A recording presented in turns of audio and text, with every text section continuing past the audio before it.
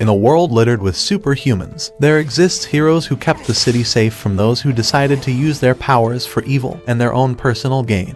Kids idolize and look up to such heroes, aspiring to be like them someday. Just like our main protagonist Johnny Bolt, who was watching his favorite TV show when his stinky mom comes and turns it off. Johnny lives a troubled life because of his feminist single mother, who also continues to bring strange men home at night. Johnny goes to his room where he hard copes to himself that one day he will escape this place. To take his mind off things, Johnny finds comfort in reading his comics about the Utopian, his favorite superhero. However, he can't even get 2 minutes of peace as his mom comes barging in the room, telling him to go to sleep. She turns off his light and closes the door behind her, but just then Johnny's light turns back on again.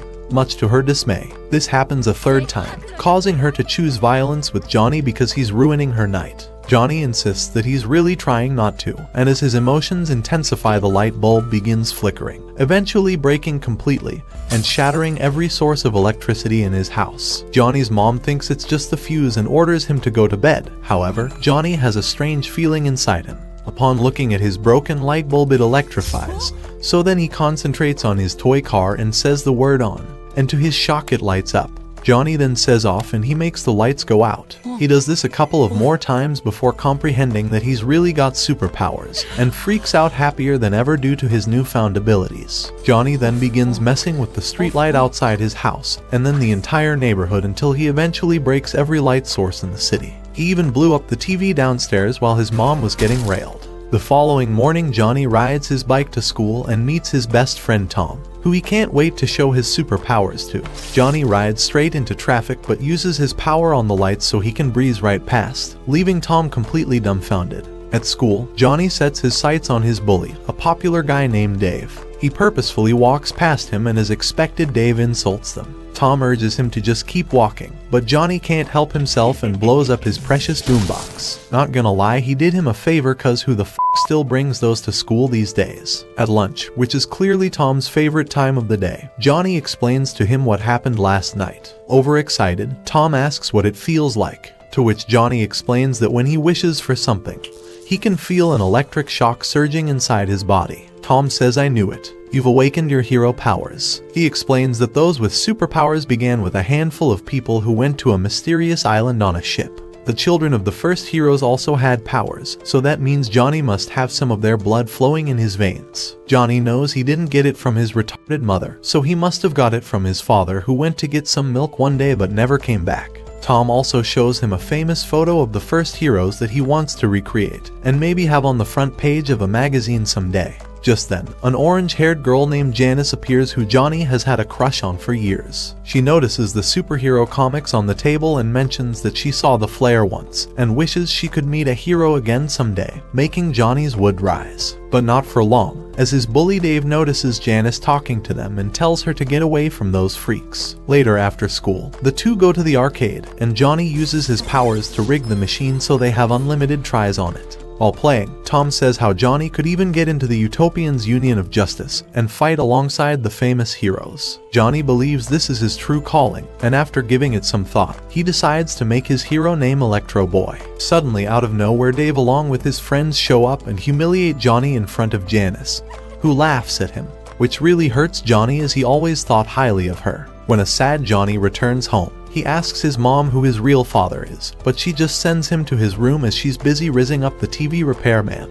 As soon as Johnny gets to his room, he begins designing a costume, and the following day at lunch he shows Tom, who thinks it's some hot garbage. So being the superhero nerd, he tells Johnny that he will design it himself, and shows him at the arcade after school. Johnny is over the moon with his design and can't wait to get to work on it. At home, he tries on a bunch of different clothes and outfits in front of Tom.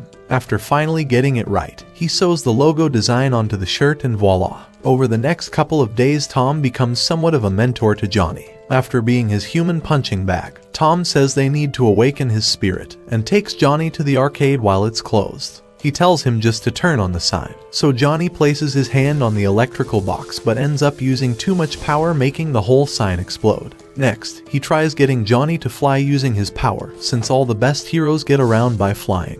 However, Johnny just ended up floating without knowing how to get himself back down. The next day, they try looking for trouble in the neighborhood so Johnny can make his debut. However, there isn't really anything going on, and Tom's fat ass can't help eating candy any chance he gets. No superhero has ever even shown up in this town, so instead they decide to make his debut at the local pool, since everyone will be there as it's about to be summer vacation. After school, Johnny gears up to make his debut as Electro Boy, and Tom is ready with the camera in hand. It's showtime and Johnny is just getting his bearings, but suddenly launches himself in the sky, losing control. After regaining some control, Johnny descends down so he's hovering over the pool. People in the pool begin noticing him, and just then Johnny announces himself as Electro Boy. He declares that from now, he will keep this neighborhood safe and prevent crime, and all the kids begin getting excited. He sees Janice looking at him, which puts a smile on his face. However, Dave starts to recognize who he is and shouts Johnny Bolt's name. This begins to throw off Johnny, and it doesn't take long for Dave and his friends to start hurling insults at him, calling him a loser and his outfit stupid. As Janice also recognized him, Johnny folds into the pressure and completely loses control, falling straight down into the pool. A few seconds go by and an electric surge strikes down, and instantly the entire pool of innocent people are shocked to death. Yeah, so much for being a hero. The scene is horrifying and causes a ripple effect of tragedies as people are sprinting away from Johnny. It is absolute mayhem, and realizing what he's just done, Johnny's heart skips a beat. After the whole ordeal, Johnny is freaking out. Tom tries calming him down, but Johnny's dream was to become a renowned hero. In his rage, he accidentally electrifies the ATM machine, making a couple of $50 bills fly out. He then does it on purpose, making as much come out as he wants. Since his chances of being a hero are basically over, Johnny says that he will become the real deal at being a super crook. Nearly 2 decades later, we find Johnny incarcerated at the Supermax prison, which was a prison specifically made to contain criminals with superpowers. After completing his 8-month-long detainment, Johnny is finally being released. The guards release the restraining vest that prevented Johnny's powers, and with the intention of turning a new leaf, he heads to the exit of the prison facility. On his way out, he glances over at the decorations being sent inside. A guard escorting Johnny informs him about a planned celebration that was due to be held in the prison, a gift to the prison staff and inmates from Christopher Matz, infamously known as the Bastard, and is the world's most renowned supervillain, with the power to psychically explode the heads of his victims whenever they cross him. Upon reaching the exit, Johnny bids farewell to the guard as he pulls out his drippy shades. Right outside, Johnny is met by his girlfriend named Casey, who's arrived to pick him up from prison. Upon reaching home, Johnny just wants to smash, but heads into the living room only to find his best friends waiting for him. He goes to embrace his friends, who've been waiting for his release for almost a year. The gang have a pizza party for the occasion. Meanwhile, the celebration in the Supermax prison is being hosted by Christopher Matz. A prisoner that was doubting the Bastard's abilities is put into place when another prisoner with a Karen haircut reminds him about a person called Danny. Danny had scammed Matz and disappeared. In retaliation, Matz proceeded to kill everyone close to Danny, to the point that Danny went totally insane. Matz, aka the Bastard, is very much a legendary villain that is brutal and unforgiving, and a guard overhearing the prisoner corroborates Danny's tragic story. As Matt's powers allows him to explode the heads of his victims from a distance, many deaths he caused were never able to be connected to him. Matz is also the boss of the largest supervillain syndicate called the Network. Back at Johnny's place, the party is still going in full swing. His friends let him in on a heist that they had been planning since he's been away. The plan is something they've never done before. The 4 of them would hit 10 jewelry stores in 10 minutes. This is possible because all the stores are close to one another and there's rarely any crime downtown, so superheroes are less likely to interfere with their plans. Johnny is hands down sold in the well-crafted strategy. On the other hand, Casey, who overhears the entire thing, is not pleased to say the least. Casey herself works at a cafe, and she just wants Johnny to leave the villain life behind for a normal job and become a brokey. However, Johnny refuses to work under someone. Casey gets fed up with his friends as they're supportive of Johnny's bad decisions, and so she uses her mind control powers to send all of them out of the house. With the 2 of them now alone, Johnny and Casey began to undress. Meanwhile, Mr. Matz, who is met by Salamander, informs him that the party at the Supermax prison went smoothly. Back to Johnny, he tells Casey that he's probably going to do the heist tomorrow. Casey tries to talk some sense into Johnny, but Johnny explains that they're desperately in need of cash because of his imprisonment. Casey then reveals to him that the heist plan was actually put together by the Network, not his friends. Hence, some of the heist goods would be given to the Network as payment. Casey reminds Johnny about the network's cutthroat ways of getting their money. Johnny says, well, we need some excitement, and Casey agrees. However, she tells him that it's all about having a balance. The heist plan is too risky and not worth it, so Johnny, seemingly convinced, agrees that he won't do the heist tomorrow. Well, the next thing we see is Johnny already balls deep in the heist as he prepares to rob the last jewelry store along with his pals. Everything is going smoothly until they notice a very expensive item, and not being able to help themselves, they decide to steal it as well,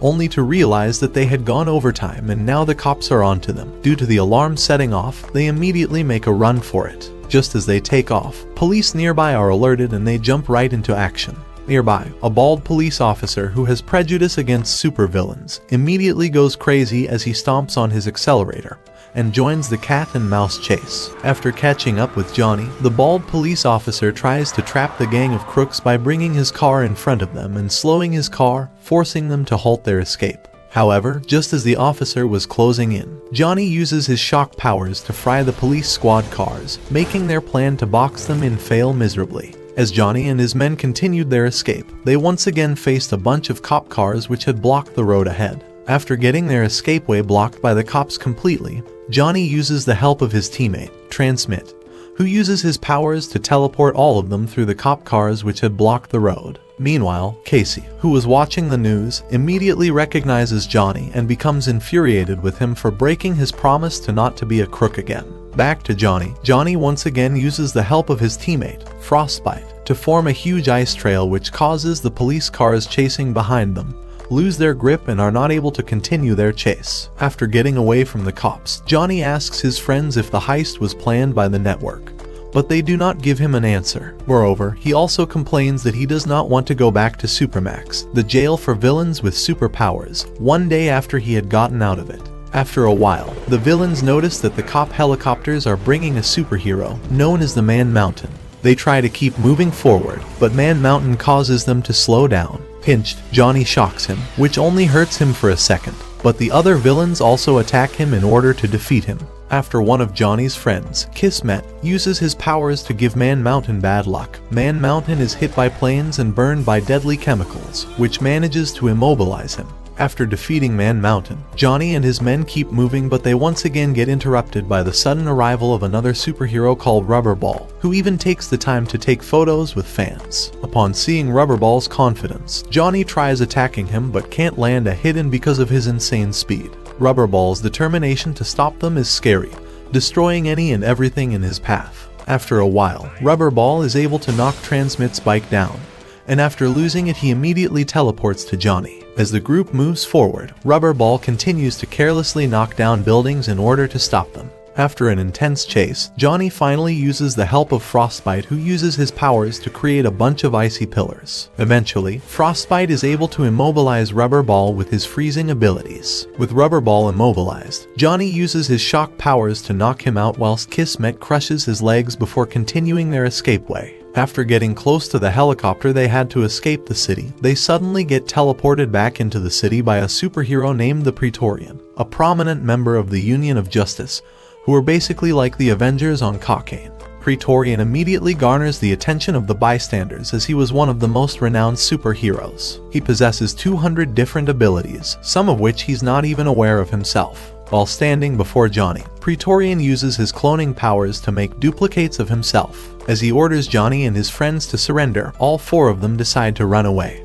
But with all the duplicates of himself, Praetorian could use a countless number of abilities all at once. As expected, one by one Johnny's friends is mercilessly defeated by Praetorian. Johnny, who is the last one remaining, calls Praetorian out for his unfair use of 4 clones against him. So to make the fight fair, Praetorian releases all of his clones, making it a 1v1 against him and Johnny. However, out of a change of heart, Praetorian overlooks Johnny's crimes as he pities him after learning that Johnny was caught after only being free from prison for a day. After giving Johnny and his friends a warning, Praetorian flies away from the scene. A few moments later, Casey arrives and tells Johnny to hurry inside the car. At that moment, Johnny realizes that Praetorian's change of heart was actually Casey using her mind control powers on him. All of Johnny's friends are impressed by Casey's amazing show of powers. However, Casey informs them that she only controlled Praetorian out of sheer luck.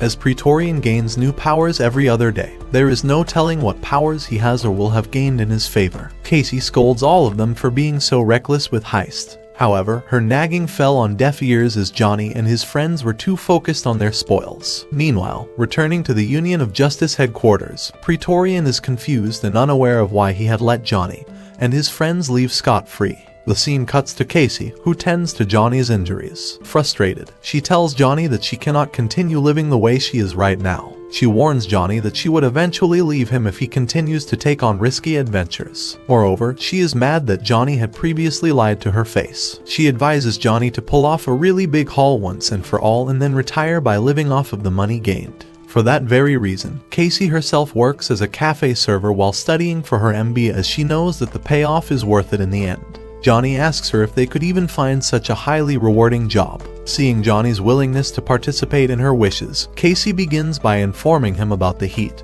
who was a notorious criminal in the past. The Heat robbed many banks and stores, yet he never killed anyone in his entire run as a criminal. The Heat was a living legend that was still talked about throughout the decades. That very guy was also Casey's former teacher. Casey tells Johnny that the Heat was gathering a team for a big job requested by an overseas client. According to the job, they had to recapture an item that was stolen from that client. For that single job, the team was to be paid $50 million. That much money alone was enough to satisfy needs for a long time. Johnny agrees to the job as Casey was also supportive to the idea. The next day, Casey and Johnny head to Chicago to meet the Heat. Casey leads Johnny to the Heat's dry cleaning shop for the arranged meetup. The Heat, also known as Carmine, greets Casey and is glad that she took up on his offer. Carmine reveals that he had opened a dry cleaner to look ordinary. He also takes Johnny by surprise by revealing that he knew of Johnny's electric superpower beforehand. As they stroll in the hallway, Johnny notices some old equipment framed on the wall.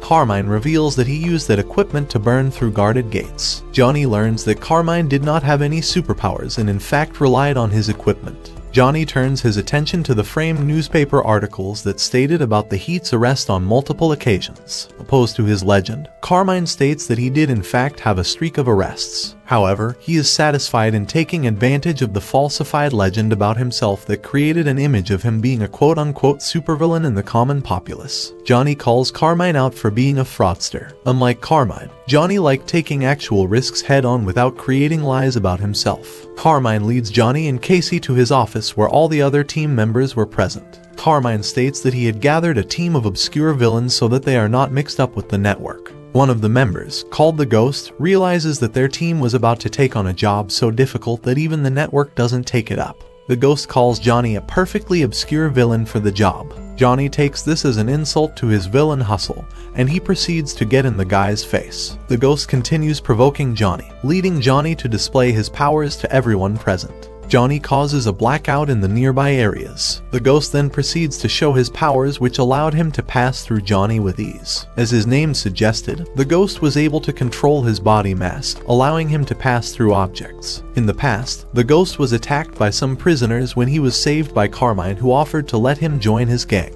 In the present, Carmine continues the meeting by revealing the details of the mission. The mission was divided into two parts. The first part was for them to rescue another member of the team crucial for the second part of the mission. That member, named TK McCabe, had been caught by the superhero Gladiator when he was found committing larceny. He was due to be transported to the Supermax prison by plane. Hence, they needed to rescue TK before he reached the prison. Johnny recognizes TK as a former friend, and he does remember TK having strong powers. However, he believes that going to Florida to rescue TK would be very expensive. Carmine puts Johnny and the minds of other teammates at ease by revealing that the client would be covering all the expenses. Moreover, as Mats was preparing to hand over the control of the network to Salamander, the network was on hiatus. This meant that the network's rule of getting fees from supervillains would be temporarily void. While assuring the team about the payment that they would get, Carmine states that he would reveal the second half of the mission after the completion of the first. The next day, Carmine walks into a plane rental, walking straight to reception, but is told that he would need to wait for his Cessna. However, Johnny walks in saying that they needed to call 911 since somebody had been caught by the Cessna's propeller. The receptionist leaves and so do Carmine and Johnny, walking past the man who had been killed by the small plane. They walk to a bigger plane and walk inside, where Ghost was already waiting for them. The Diesel brothers join them on the plane, excited to be leaving. Johnny joins Carmine in the cockpit as they prepare to leave and they are given the cue to leave. Carmine tells him not to be worried, but Johnny says that he lives for that type of thing. He hands him the plane's manual with the wirings so he could learn them and advises him not to compare his powers to other people's because he would drive himself crazy, and tells him that what was best was to find his own style. On the plane, a Supermax guard feels a small power surge as Carmine flew above their plane. Carmine asks Johnny if he could deactivate the restraint device TK was in, but Johnny says it was impossible. The crew prepares for Plan B while the Supermax plane tried communicating. Johnny deactivated their comms as Ghost and two other members known as the Diesel brothers throw themselves onto the Supermax plane. Their shouting alerts the Gladiator, who watches in shock as one of the brothers named Sammy throws himself at a propeller. The bigger brother Roddy tries attacking the Gladiator, but receives a punch to the face which dislocates his jaw. But he tells Ghost that he had gotten rid of the Gladiator. Ghost flies down to the Supermax plane and prepares to attack the guards inside the plane. The pilots say that they need to get to Supermax as fast as possible and start flying up. Carmine asks Johnny if he could slow them down, which he says he can do. It takes a lot of his concentration, but Johnny says that that was nothing, also mentioning that he could not think of a better way to show his style off. Roddy fights the Gladiator, but is taken down, while told that people like him were nothing without their powers because they had no discipline. Ghost was trying to open the lock, while being laughed at by the guards. However, Carmine tells Johnny that Ghost was a famous safecracker. Ghost cannot open TK's lock, so Carmine tells them to change to Plan C, which they say does not exist. Johnny tells Carmine to fly them closer to the Supermax place and manages to turn it off. The plane starts falling fast, with Carmine and Johnny chasing after it. As the Supermax plane plummets to the ground, Johnny tells Ghost that there was nothing he could do as Carmine realized what he was trying. Ghost tells the guards to cooperate because they would all die except for him if they crashed. The guard cooperates and TK uses his power to stop the plane from crashing. Everybody celebrates and TK kicks all the guards out of the plane. TK asks if Johnny was with them and they all get together to leave. Carmine congratulates Johnny, Casey, Ghost, TK, and the Diesel brothers on a job well done and tells them that they needed one more person for the next part of the job. He tells all of them that the job was risky but he had a plan which would be the next day. Carmine tells them that they needed to decide if they were in or out. Casey tells Carmine that even if everybody was in, if something sounded off, she was out. Johnny asks who the target was, which Carmine says could be seen from there. Casey realizes that Carmine wanted them to break into the Union of Justice. The villains think Carmine has lost his mind and want to quit the job since it was suicide. The Diesel brothers and TK prepare to leave when Carmine tells them that Brainwave, one of the heroes, could read thoughts, and would probably be there within less than a minute since he could read their thoughts. Ghost grabs Carmine by the head, while TK tries to clear his thoughts. Casey tells Carmine to just tell them what he wanted to say, and he points out that Brainwave was not there right now and was in Beijing. Johnny tells TK that Carmine could not get the other man on the phone, so he would be walking them through the next part of the plan. They talk about their time in Supermax, where TK could not see his powers and reminisce about how they met each other in Supermax. TK tells him about the guard who had killed a villain and Johnny had started clapping, as the rest of the villains started doing the same, basically telling the guard he was a murderer. They say they do not ever want to go to Supermax and they all walk back in. Carmine and the Diesel brothers say that they are all in, and Carmine tells Casey that they would be making $50 million. All the villains are excited by that, but Ghost asks what the real plan is. Carmine tells him that they would steal Count Orlok's helmet, who was a legendary supervillain from Romania and was their sponsor. His helmet made his powers double, so they wanted to get it back. Ghost says he is in but does not want to touch the helmet. Casey says that they need to know the most important part, how to defeat the powerful superheroes. But Carmine says that he had thought of everything. Carmine tells Casey the plan, and Johnny says that not even the network would dare attack the Union of Justice. Ghost adds that the bastard was getting ready to retire. Carmine tells them that if they moved quickly, there was a big chance that they would not need to ask the network for money. Johnny tells Casey that he was in and tells her that they needed to do it, but Casey refuses. She asks where the last member is and Carmine says that he would call Forecast again. Forecast picks up the phone and tells them that he was in. Carmine tells Casey that Forecast had the ability to change the weather, and after seeing that strong power for herself, she counts herself in.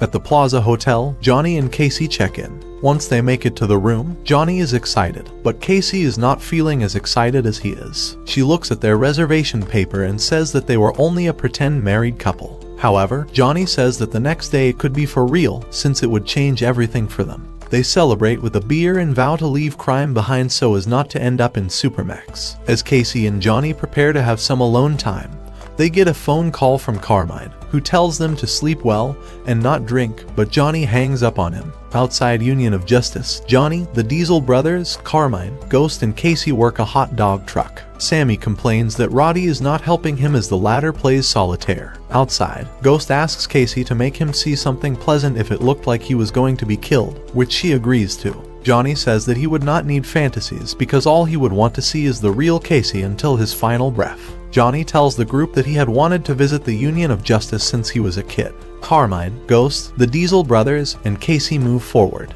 Carmine tells them that as soon as the superheroes left, they would take down the security system and cut themselves out of the surveillance footage, which would be Casey's job. Johnny, the Diesel brothers, Carmine, Ghost, and Casey start looking for the helmet, trying to focus on Count Orlok. Johnny and Casey remember when they attacked a wine cellar, hoping they did not screw up like that time.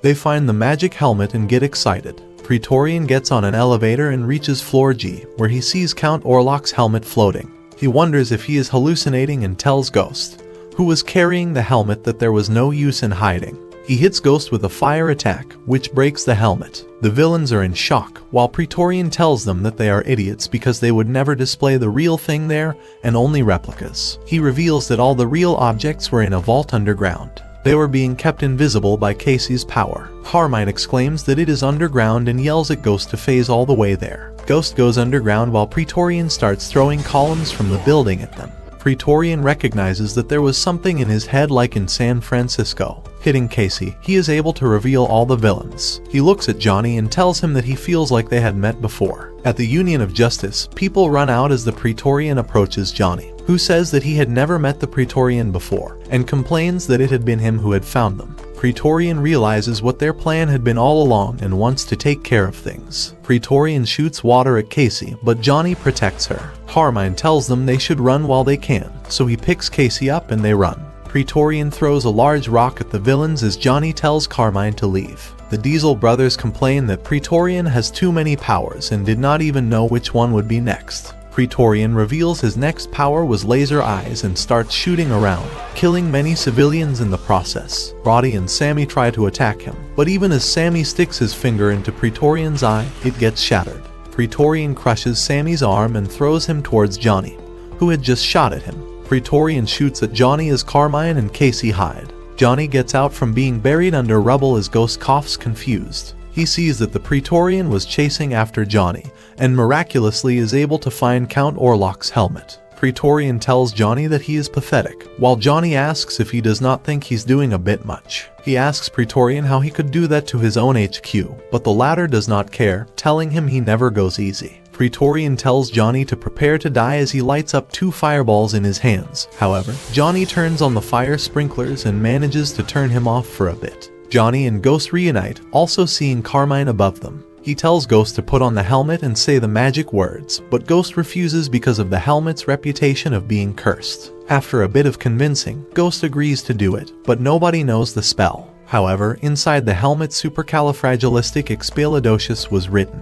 which made Ghost realize that must be the spell. As they argue over who has to put it on, Praetorian wakes up and gets ready to face them. Ghost says the spell, puts the helmet on, and it turns on. He wishes to be taken somewhere far away and safe, and they vanish from the Praetorian's sight.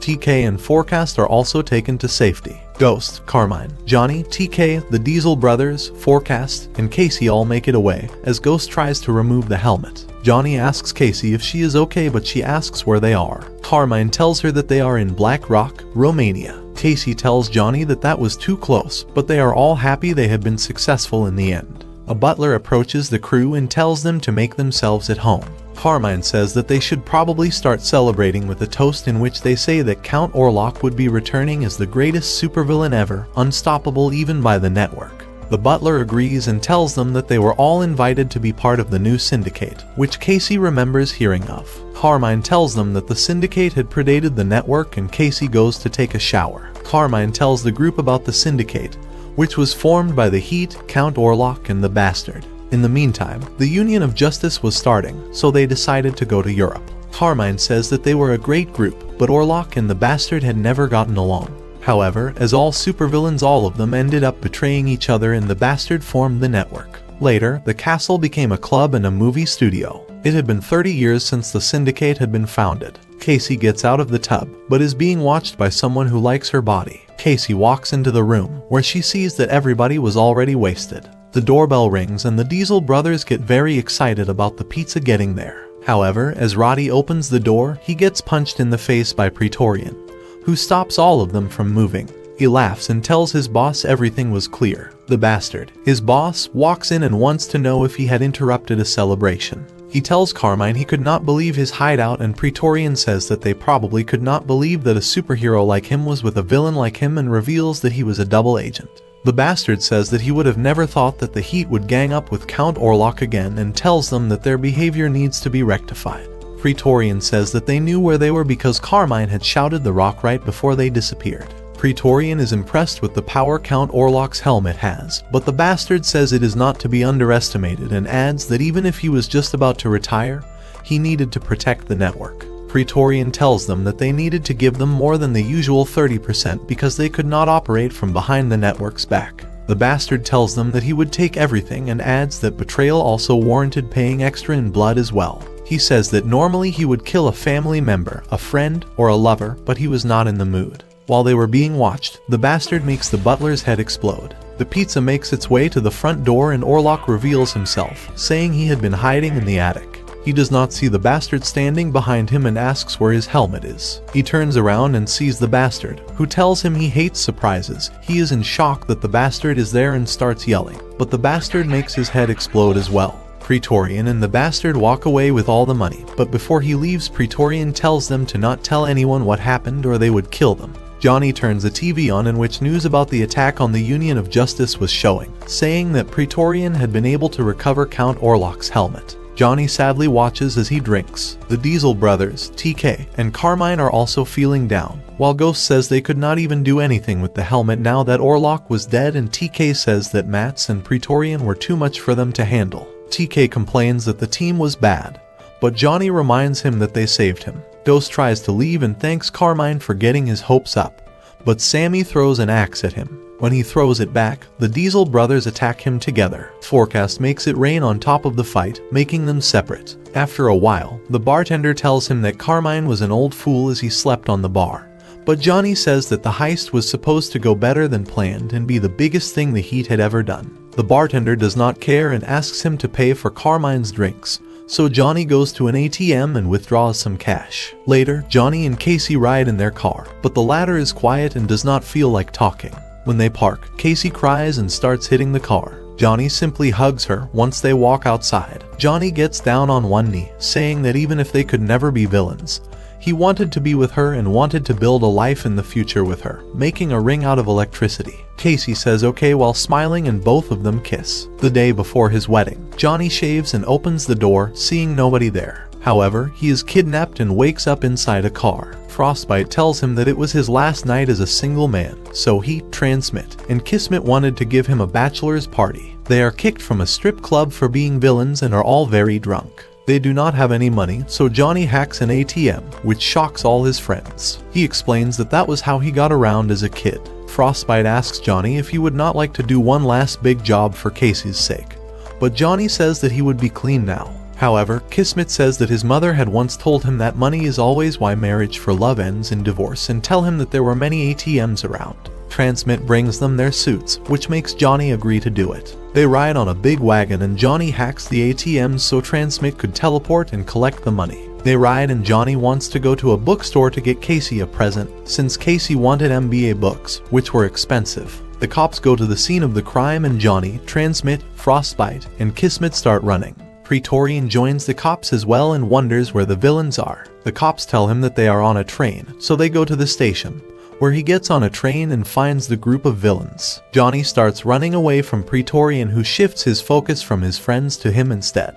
When Johnny believes he had escaped, he turns around and finds the gladiator looking at him and gets punched in the face. Meanwhile, Johnny is caught and is sent back to Supermax. His cellmate tells him they should play chess, but Johnny is sad that he could not make a phone call. 5 years later, Casey works at a diner where Johnny walks in wearing a suit and greeting her happily. Johnny apologizes, but Casey tells him that she has nothing to say to him, so he should get out. He tells her that he had stolen to try to get them something nice for their wedding, but she does not want to hear it, feeling betrayed. Johnny wonders what she was doing at a diner and asks what had happened to her MBA since she had a great power and was very smart. She tells him that she got expelled from her MBA since she had punched her professor who tried to cop a feel. She tells him that she always had low grades, and even as a villain always had to work as a team, telling him to get out. Carmine walks in the coffee shop scared and falls down. He asks them for help. Johnny reads a journal in which he fantasized about being Electro Boy and being inducted into the Union of Justice. Meanwhile, Carmine slept scared and Casey was not feeling well, telling Johnny that she could not believe that Carmine had tried scamming the Salamanders casino.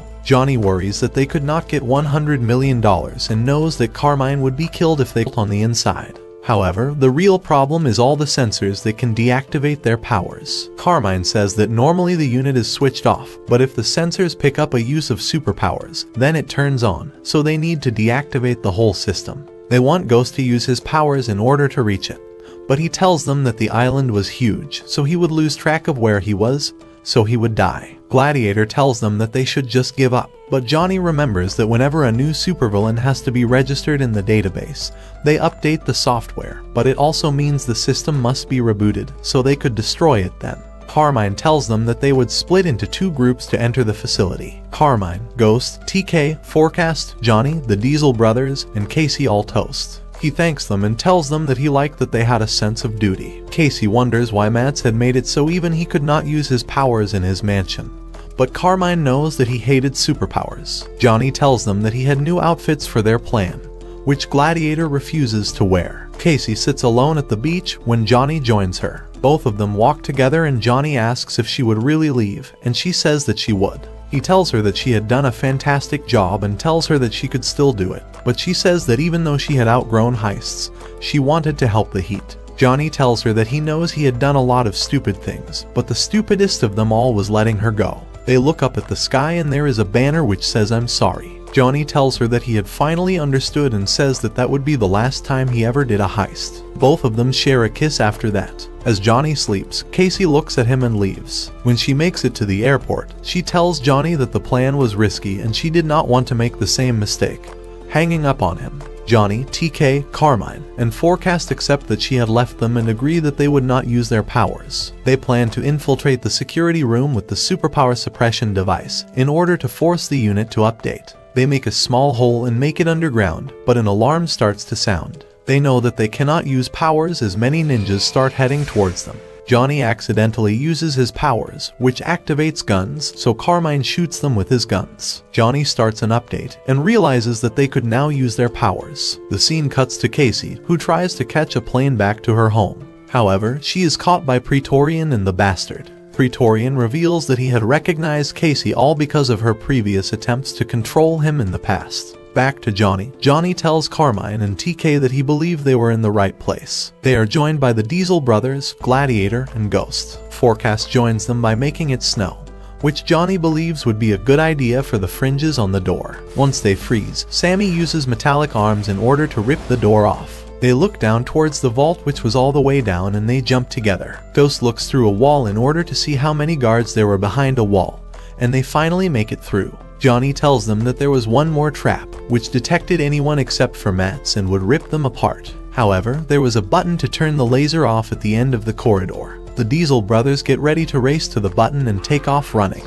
The laser cuts through both Sammy and Roddy, but both of them regenerate quickly and keep running. After 5 minutes, Sammy finally manages to make it to the button and turns it off. Once they all walk across safely, it's time for Carmine to use his heat guns to melt the door. He does it quickly and they finally make it to the briefcase, where all the gold is stored. Carmine tells them the system would restart soon, so they start moving out. TK tells Johnny that with the money he would take his family to Asia. The Diesel brothers, Ghost, Carmine, Forecast, and Gladiator run with them as well when Praetorian shows up, telling them that they were as stupid as they looked. The bastard talks through a PAW system, asking if they really thought they could get away with it, and asks why they would try to steal from him if they knew who he was. Johnny makes fun of him, telling him that was now too old to stop them. That makes the bastard very angry, but the power suppression system reboots. The bastard tells Praetorian that he could now kill the group. Johnny tells Gladiator that it was now his turn to handle Praetorian. However, Gladiator takes his time while Praetorian punches Johnny in the face. Gladiator tells Johnny that he had been waiting to see him get hit. Even without powers, Praetorian seems to be taking his time defeating the villains. Praetorian defeats all the villains, telling them that they were all worthless without their powers. Gladiator finally thinks that that had been enough and tells Praetorian that he could not believe how he had fallen, seeing that he was the bastard's bodyguard.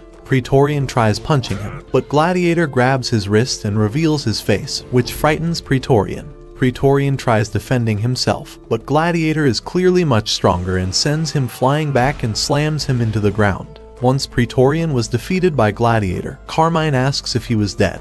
Johnny tells Gladiator that he was not supposed to kill him since they never did that, but Gladiator says that he had only left him with some brain damage. Johnny says they should now leave. Casey waves towards Johnny, who is on a small boat and is brought on board. She hugs Johnny, but Carmine tells them that they need to leave, so they take off. Ghost tells Casey that she really had guts in order to do what she had done, as Gladiator smiles. Carmine also says that she followed the rules needed and calls her a great supervillain. Johnny tells her that she was the only one who had been able to go through all of that with her friends. Both of them hug and tell one another that they love them. Casey tells him that they could now retire, which Johnny agrees with. Forecast: TK, the Diesel brothers and the rest celebrate happily. After a time skip of 1 year, in a casino in Manila, Carmine had been able to pay off his $100 million debt and chilled out as told by Johnny. TK took his family on a trip to East Asia. Forecast invested in space exploration, while Ghost used diplomatic pressure on the Greek government and bought a lot of land there while they were in a financial crisis. Roddy put every penny of his money into the development of a 4-dimensional transport system, which meant his time machine was not a bluff,